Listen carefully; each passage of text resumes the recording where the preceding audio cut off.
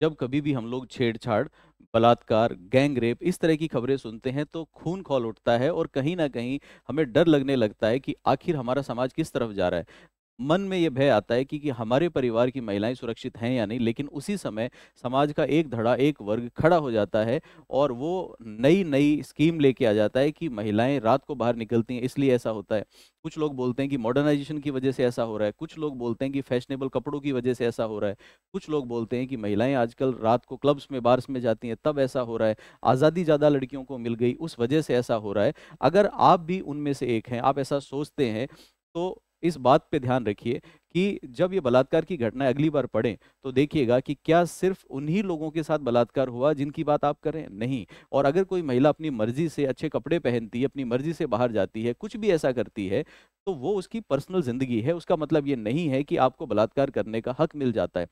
अब जो घटना मैं आपके साथ शेयर करने जा रहा हूँ वो घटना बड़ी ही दर्दनाक है। सोचिए जरा कि अब समाज में हम किसके ऊपर भरोसा ना करें या किस पे भरोसा करें, बड़ा मुश्किल है। एक बच्चा 5वीं क्लास में पढ़ता है और अपने स्कूल में, मान लीजिए, या वो मस्जिद में पढ़ रहा था, तो वो स्कूल में या मस्जिद में पढ़ने के लिए जाता है। जब कोई बच्चा स्कूल में जाता है तो हम बच्चे को सेफ मानते हैं, वहाँ पे सुरक्षित मानते हैं, और विशेष रूप से हम लोग ये मानते हैं कि अगर वहाँ पे एक टीचर उपस्थित है, एक शिक्षक है, तो बच्चे का कुछ बुरा नहीं हो सकता। लेकिन उसी स्कूल में एक पढ़ाने वाला उर्दू का शिक्षक उस 5वीं क्लास के बच्चे को बलात्कार का शिकार बनाता है, अपनी हवस का शिकार बनाता है। अब सोचिए जरा कि क्या उस बच्चे ने फैशनेबल कपड़े पहने थे, क्या वो बच्चा रात को क्लबिंग कर रहा था, क्या वो बच्चा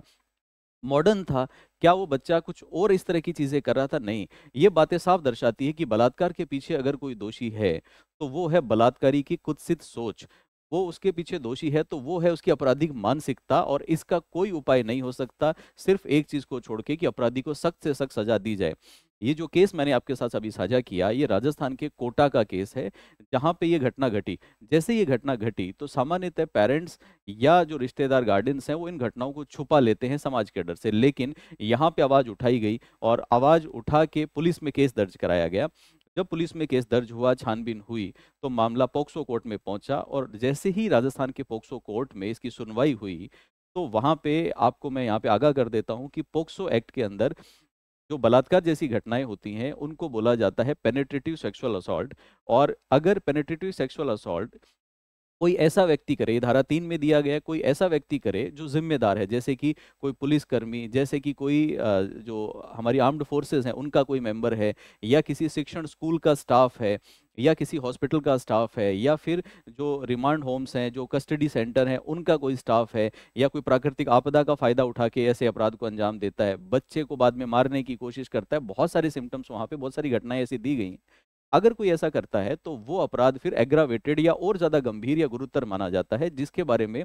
पॉक्सो एक्ट की धारा 5 में कहा गया है, तो इसको पॉक्सो एक्ट की धारा 5 का अपराध माना गया। अगर कोई भी व्यक्ति पॉक्सो एक्ट की धारा 5 के अंतर्गत किसी बच्चे के साथ में पेनेट्रेटिव सेक्सुअल असॉल्ट करता है, या यूं समझ लीजिए आम भाषा में कि बलात्कार करता है, तो ऐसे में धारा 6 पॉक्सो एक्ट की उसके लिए सजा का प्रावधान करती।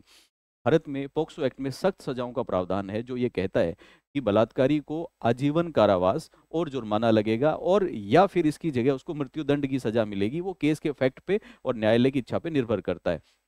यहाँ पे खास बात यह है कि उम्र कैद का मतलब यहाँ पे प्राकृतिक मृत्यु तक होता है, मतलब अपराधी जब तक जिंदा रहेगा तब तक जेल में रहेगा, या यूं समझ लीजिए मरेगा नहीं तब तक जेल से बाहर नहीं आएगा, डेड बॉडी ही बाहर आएगी, तो तक सजा है। अब इस मामले के अंदर जो प्रोसिक्यूशन ऑफिसर थे या जो पब्लिक प्रोसिक्यूटर थे, उनकी तरफ से डिमांड की गई कि आरोपी को सजाए मौत दी जाए, क्योंकि वो एक भरोसे का आदमी था, शिक्षक था, और उसने बच्चे के साथ ऐसा व्यवहार किया।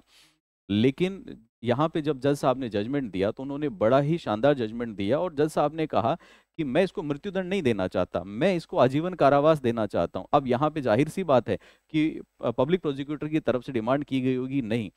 ये बहुत बुरा मामला है या गंभीरतम मामला है, इसको मृत्युदंड मिलना चाहिए। लेकिन जज साहब ने यहाँ पे समझाया कि अगर मैं इसको मृत्युदंड दे दूंगा तो ये 2 मिनट के अंदर मर जाएगा, लेकिन मैं नहीं चाहता कि 2 मिनट में ये मरे और कहानी खत्म हो। मैं ये चाहता हूं कि ये जिंदा रहे और आजीवन जेल के अंदर जिंदा रहे, और जब तक जिंदा रहे तब तक हर रोज इसे एहसास हो कि इसने क्या कुकर्म किया है, और ये एक मिसाल बने जिससे दूसरे लोगों को भी अक्ल आए, अपराधियों में भय आए। तो मैं उम्मीद करता हूं कि ये जानकारी आपके लिए क्लियर थी। आप सभी से मैं गुजारिश करता हूं कि अगर आपके आसपास इस तरह का कोई भी अपराध होते हुए आप कभी भी देखते हैं तो आवाज़ ज़रूर उठाइए, पुलिस तक पहुंचिए। और यूं समझ लीजिए, हम हमेशा से सुनते आए हैं कि न्याय मिलने में देरी जरूर हो सकती है, लेकिन भारत में न्याय मिलता जरूर है। तो डेफिनेटली, और पॉक्सो जैसे कानून जब से आए हैं तब से न्याय मिलने में देरी भी नहीं होती, फास्ट ट्रैक ट्रायल्स होते हैं। और अगर आप एक बार किसी अपराधी के अपराध को छुपा लेते हैं तो अपराधी को और अपराध करने का मौका मिलता है। अपराधी की सिर्फ एक ही जगह है, वो है जेल के अंदर। तो अगर आसपास कहीं भी ऐसा होते हुए देखते हैं तो पहले तो खुद से उसको रोकिए और साथ साथ उसके ऊपर जो पॉसिबल कार्रवाई है वो करवाइए। धन्यवाद।